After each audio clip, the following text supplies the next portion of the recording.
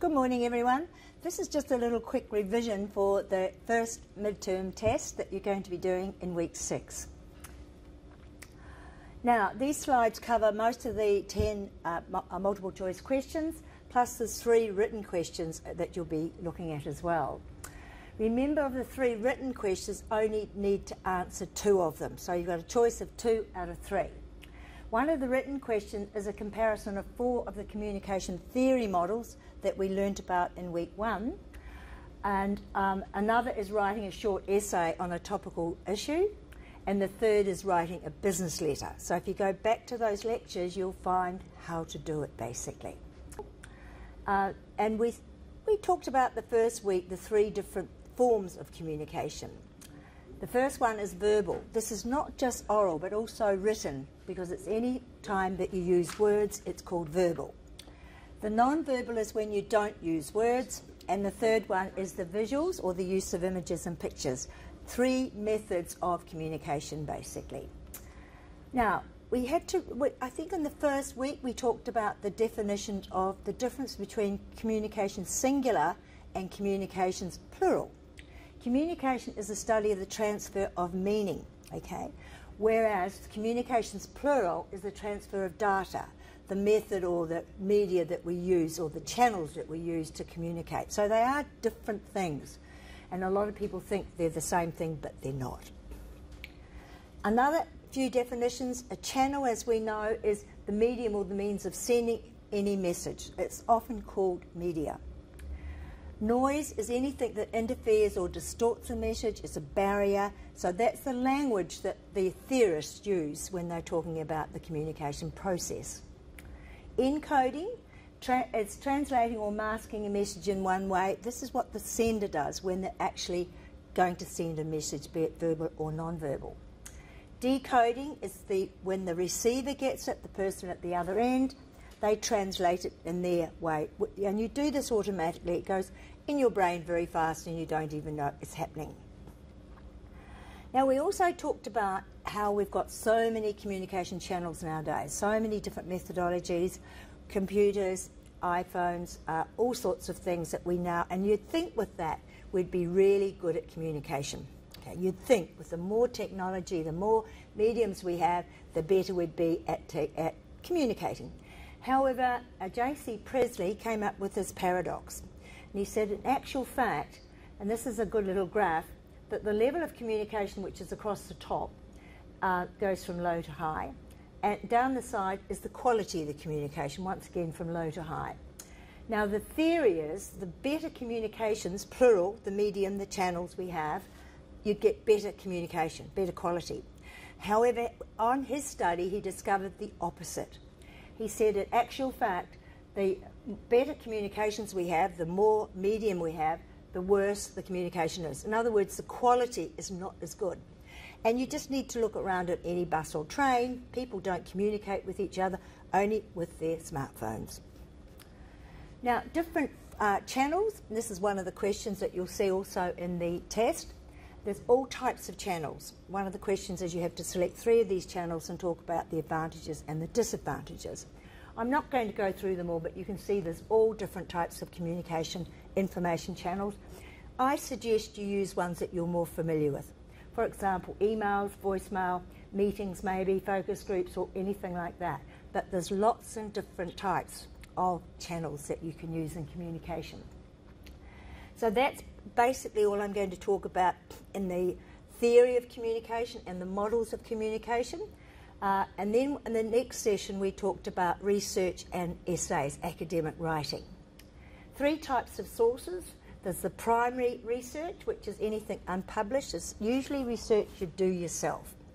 Secondary research is not original. It's usually using other people's, interprets the primary material, and is published after the primary is published. This is what you will probably use most in your essays and in your documents that you're going to be doing. Tertiary is not original and is a combination of primary and secondary.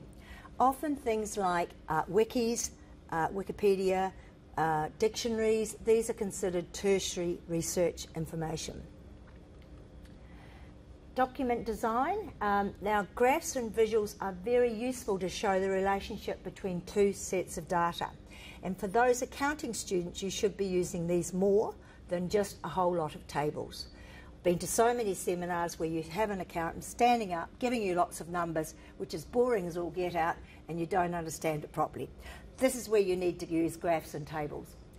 There's all types. The pie chart is called, it's just like a pie, it's cut into sections, and it's shaped, it's showing proportions of things, you know, proportion of this and proportion of that, percentages mainly. But bar graphs are usually used what they call an X and Y axis, and these, what they show is discrete values, particularly varying over time. So with the pie chart, it doesn't show you time, but with the bar charts, they do. Then there's line graphs that just look like a line, useful for showing trends and comparisons. So if you're using figures and budgets, you need to use these sorts of graphs. Tables, usually a lot of documents start by people doing a table and then transporting that table into a graph or a chart. Usually in columns and lines. Flow charts are very useful for analysing complex processes, and they're usually like a flow, as you can see when you look at the lecture notes. Gantt charts, I'm not going to talk a lot about these, but these are very useful, particularly for project managers, particularly linking milestones of when things are to be done by and when things are to be purchased and things like that. Used a lot in the construction company. So that's all I'm going to talk about that.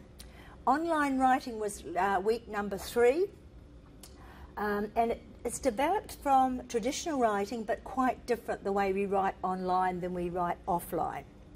It tends by comparison to be non-linear. In other words, they call that mosaic.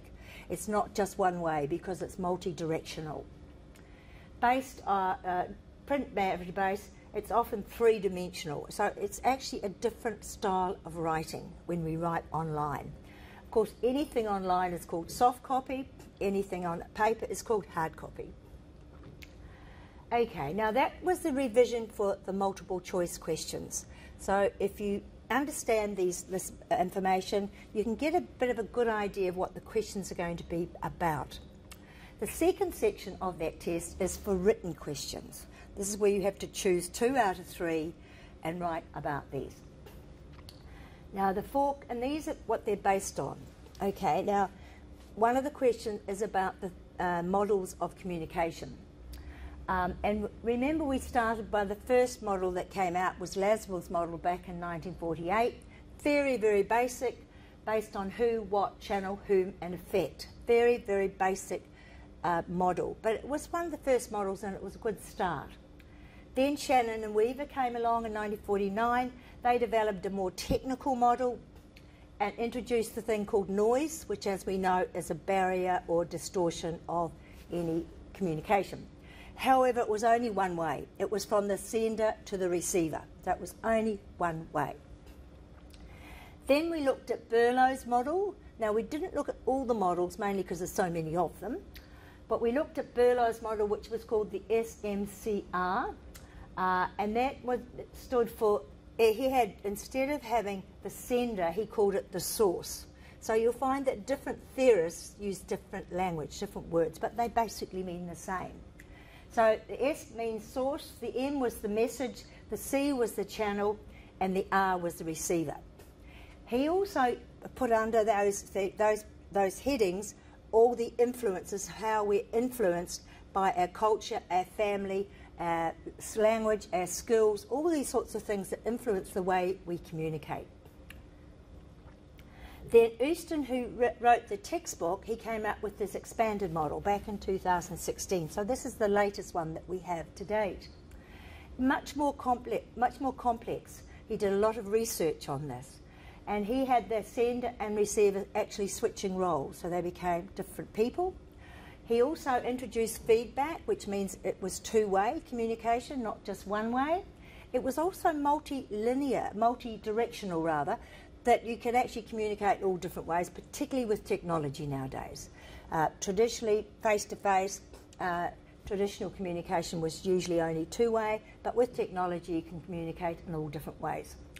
He also introduced the concept of pre-editing and editing, that we actually edit in our brains before we actually send anything or say anything or write anything. And he talked a lot about the context, and the context is the situation, such as the cultural context, the status, interpersonal relationship, time and place. That was a big one. He was the first one to introduce that into the models of communication. Then the second, written questions about essays, okay? Essays are usually documents, and some of you have already written them when you're at university or at high school, on a specific topic, and they're a combination of facts and opinions, not just other people's opinion, but your opinion as well. We want to see what your opinion is, laid out in a logical sequence and with different strategies. It's simply a document that adheres to certain rules, mainly used in academia, universities, business colleges like this, high schools, not so much in the business world, except journalists. Journalists do write essays, but my experience with over 20 years of management, I've never written an essay in business. We only write reports and things like that. So in your essay, as you know, there's different parts of the essay, and the first part is the introduction, the second is the body, and the third is conclusion. You always have to have a thesis statement in your first paragraph, in your introduction basically. And this is at the beginning, and it sums up your argument, your discussion, your ideas or opinion, and the purpose that's going to follow. So it's a basic summary, but mainly based on your opinion on the whole topic. My suggestion is to write it last. Topic sentences are usually the first sentence of every paragraph, which is a very short summary of what's going to be in that paragraph, where you're going to introduce case studies or examples and things like that. So, and they help you with planning your essay. Now, the structure, as we know, generally most of us know there's 3 parts, but there's actually 4 parts of any essay. There is the introduction, that includes the thesis statement, and then the body. Each paragraph should start with the topic sentence, which is the main idea of the paragraph. Usually we have at least 3 paragraphs, and I'll talk about that further. Then there's the conclusion, and last but not least is the references. Essays must have references. Reports very rarely have references unless you're asked to provide references, but generally we don't use them in reports. That's what I'm going to say about that. The third question is based on business letters, okay? And I know a lot of people think, well, we only text or we email nowadays, but we still write business letters, particularly lawyers and particularly official business letters. 3 main parts of any business letter. The first paragraph should introduce the subject matter or the purpose. And if you're doing an email, for example, that's usually on your subject line. You put that, what you get the purpose of writing is. The body is usually consists of a couple of paragraphs, develop clear and logical argument or the facts of the case, and the last should spell out a call for action, what happens next. They're the 3 main parts of any business letter.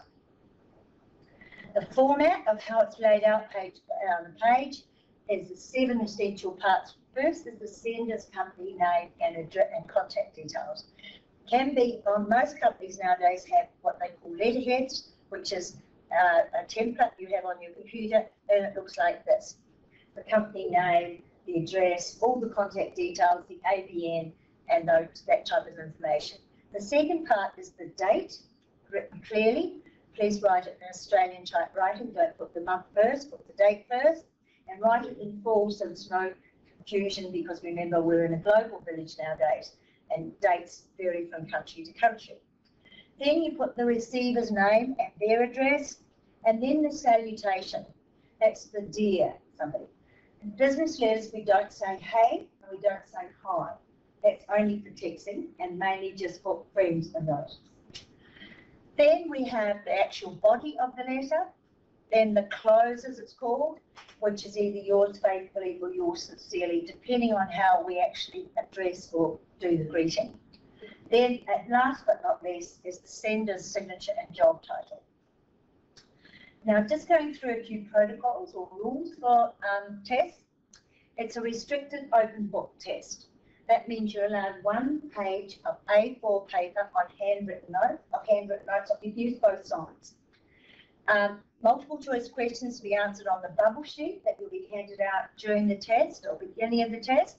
Remember to write your name and your student number at the top of each answer page. I notice quite a few people don't do that. The test is marked out of 60, however it's worth 15%. So both your midterm tests are worth 15%. The test is for 1 hour plus 5 minutes reading. Don't be late. I think you're allowed 5 or 10 minutes to be late. 5 minutes, so don't be late. And that's my references. And all I can say is all the best.